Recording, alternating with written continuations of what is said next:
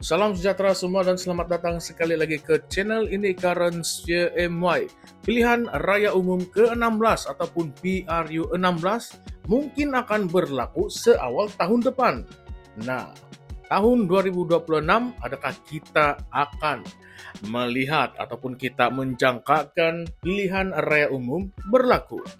Berita ini kedengarannya macam sesuatu yang besar dan menggoncang, tetapi persoalannya, betulkah ini reality ataupun sekadar mainan politik untuk menakut-nakutkan dan mengganggu fokus kerajaan sekarang?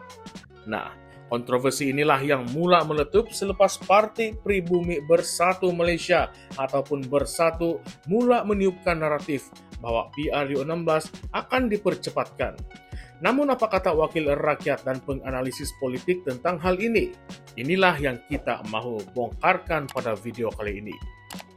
Ahli Parlimen Hulu Langat Muhammad Sani Hamzan dengan tegas menolak dakwaan itu. Katanya tiada keperluan untuk bubarkan parlimen lebih awal.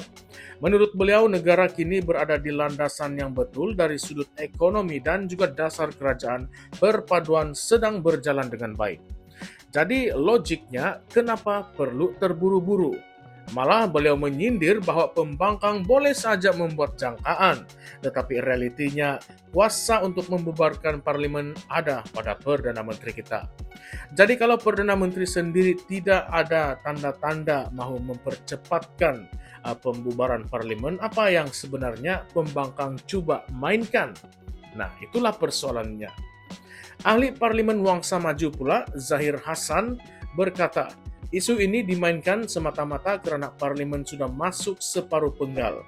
Katanya memang sudah sampai masa pembangkang mahu spin cerita PRU sebab kita akan melangkaui 2,5 tahun pemerintahan. Tetapi beliau menekankan, kalau keadaan semasa tidak berubah secara drastik, peluang PRU tahun depan adalah sangat tipis. Namun, ada satu lagi isu menarik yang mahu disentuh, yaitu pilihan raya negeri Sabah ke-17. Ada yang melihat PRN itu boleh menjadi kayu ukur untuk menilai masa depan PRU 16. Tetapi disinilah kontroversinya bermula. Penganalisis politik terkenal Profesor Dr. Ahmad Martada Muhammad tidak bersetuju bahwa PRN Sabah boleh dijadikan indikator. Katanya, politik Sabah terlalu unik. Corak pengundian mereka tidak sama dengan Semenanjung. Malah sejarah membuktikan dalam tempo satu penggal, Sabah boleh bertukar kerajaan beberapa kali. Jadi apa yang berlaku di Sabah lebih bersifat domestik dan tidak boleh dijadikan penentu kepada PRU di peringkat nasional. Sebab itu, beliau yakin kerajaan akan menggunakan sepenuhnya penggal yang ada sebelum memberi laluan kepada PRU 16. Katanya fokus sekarang adalah pelaksanaan dasar untuk kesejahteraan rakyat dan bukan bermain isu pilihan raya semata-mata.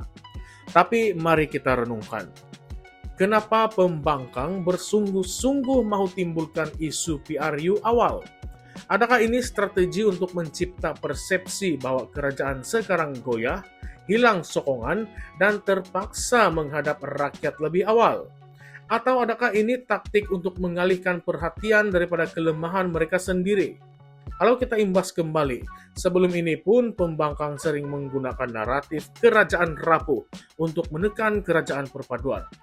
Ingat lagi bagaimana Tan Sri Muhyiddin Yassin pada tahun 2023 dan 2024 berkali-kali mendakwa kerajaan pimpinan Anwar Ibrahim tidak stabil dan mereka kononnya ada angka untuk menumbangkan kerajaan. Tetapi sekarang tiada apapun yang berlaku. Jadi adakah ini sekadar retorik politik berulang kali untuk kekal relevan di mata penyokong? Dalam masa yang sama, jangan kita lupa bahwa PRU lebih awal juga ada kosnya sendiri. Setiap kali pilihan raya umum perbelanjaan negara mencecah ratusan juta ringgit. Pada tahun 2022, PRU 15 saja dilaporkan menelan kos lebih 1 bilion ringgit, menjadikannya pilihan raya paling mahal dalam sejarah Malaysia. Jadi adakah wajar wang rakyat sekali lagi dihamburkan hanya karena permainan politik pihak tertentu? Sedangkan ekonomi baru mau pulih, inflasi masih lagi membebankan, dan rakyat sedang menunggu janji-janji kerajaan dilaksanakan. Sekarang mari kita masuk pula ke persoalan-persoalan yang kontroversi.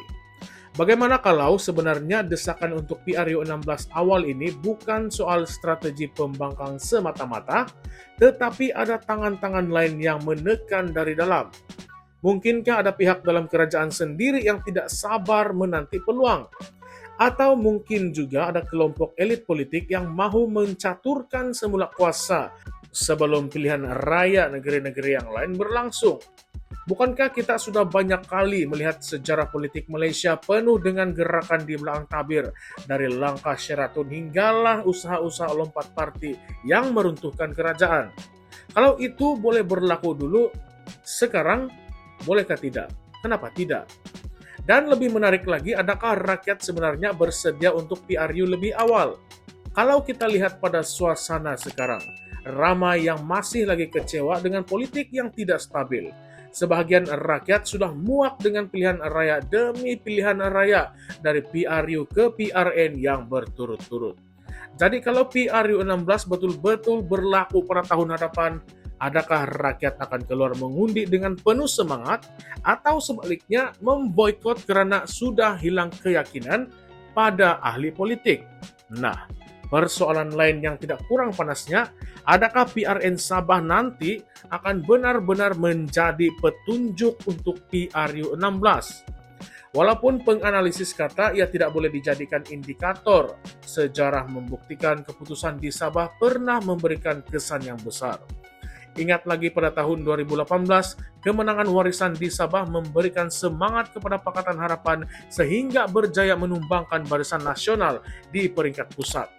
Jadi, walaupun Sabah dikatakan unik, tidak mustahil ia boleh menjadi pencetus gelombang sekali lagi. Jadi penonton sekalian, sahabat-sahabat sekalian, disinilah letaknya persoalan yang membakar. Adakah PRU16 akan berlaku seawal tahun depan atau ini semua merupakan sekadar propaganda pembangkang untuk menekan kerajaan? Dan kalau benar ia berlaku, siapa yang rugi? Kerajaan perpaduan yang mungkin belum sempat menunaikan semua janji, ataupun pembangkang yang mungkin akan hilang modal politik jika gagal menang besar. Apapun yang jelas, rakyat sekali lagi menjadi mangsa permainan kuasa.